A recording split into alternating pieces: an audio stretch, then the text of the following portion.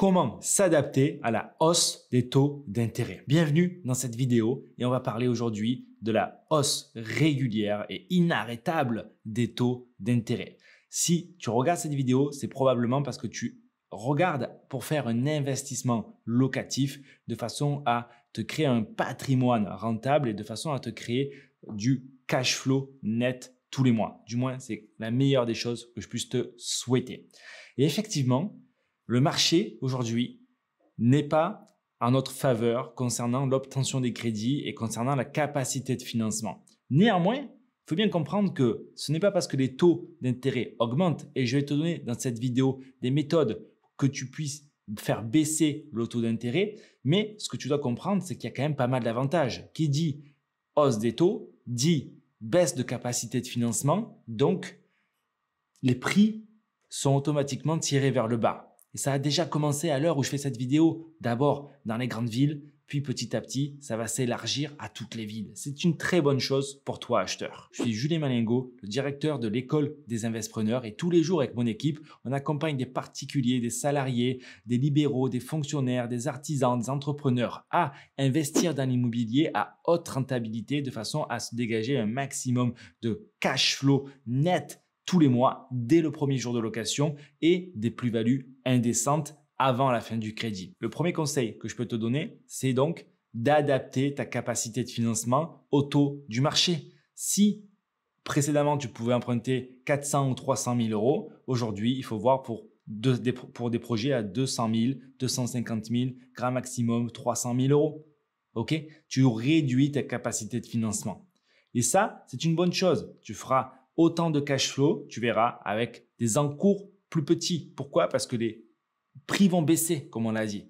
Donc, ajuste ta capacité de financement de façon à pouvoir profiter du coup des meilleurs taux d'intérêt. Parce qu'au plus le projet sera adapté à ta situation, au moins il sera risqué. Et du coup, on en revient à une carte de scoring, de notation que le banquier applique. Si le projet est adapté à ta situation, qu'il n'est pas risqué, tu auras un meilleur taux d'intérêt. Le deuxième conseil que je peux te donner, c'est afin de protéger du coup la rentabilité et le cash flow de ton investissement avec les taux actuels, tu dois anticiper la hausse du taux. Donc, c'est pas faire baisser le taux, c'est recalculer la rentabilité de ton projet, le cash flow que tu auras avec ton projet demain avec un taux supérieur au taux d'aujourd'hui. Ok? C'est pas à faire baisser le taux. Oui, on peut faire baisser le taux si tu as le bon projet. Et dans la suite de la vidéo, je vais te donner d'autres méthodes pour le faire baisser. Mais au-delà de ça, ce que tu dois comprendre, c'est qu'il n'y a pas plus important, au-delà de faire baisser le taux, d'ajuster le futur taux que tu auras sur la rentabilité de ton projet. Ça, c'est le deuxième conseil le plus important que je te donne dans cette vidéo. C'est-à-dire qu'au lieu, si aujourd'hui on a des taux à 3% ou à 3,5%, ben toi, tu considères un taux à 4% ou à 4,5%. Comme ça, quand tu seras face au banquier avec un taux à 4%, tu auras une bonne surprise. Et quand tu vas appliquer ce que je te dis dans le reste de cette vidéo, que tu auras un taux à 3,5%, tu seras encore plus content. Le troisième élément pour faire cette fois-ci baisser le taux est simplement de faire appel à des durées plus courtes. Mais qui dit durée plus courte ne dit pas forcément différé plus court ou conditions de modularité de prêt plus difficiles, qui sont deux choses différentes. Donc, tu dois peut-être envisager des crédits sur 20 ans ou sur 19 ans ou sur 18 ans, mais aller chercher 2-3 ans de différé, alors que précédemment, tu aurais peut-être eu 18 mois ou 1 an de différé. Tu dois aller chercher 3 ans de modularité de prêt, alors que précédemment, tu avais peut-être 1 an ou 18 mois de modularité de prêt. Et je répète, ne pas confondre. Si tu ne connais pas la différence entre le différé et les modularités de prêt, je t'invite à chercher sur cette chaîne. Il y a des vidéos où je t'explique tout ça. Et d'ailleurs, je t'invite à t'abonner à cette chaîne pour ne rien manquer quand on publie de nouvelles vidéos, de façon à ce que tu comprennent exactement tous ces éléments. C'est un langage, la modularité de prêt, le différé, que tu dois absolument maîtriser lorsque tu parleras au banquier. Donc, abonne-toi à cette chaîne pour ne pas manquer tous ces éléments, de façon à ce que tu paraisses professionnel et que tu obtiennes les meilleures conditions de crédit. Le dernier élément qui va contribuer à la rentabilité de ton projet et pas forcément à faire baisser ton taux, est le plus important. Tu dois comprendre que non seulement au plus haut sera ton intérêt, au plus haut sera ta non-imposition.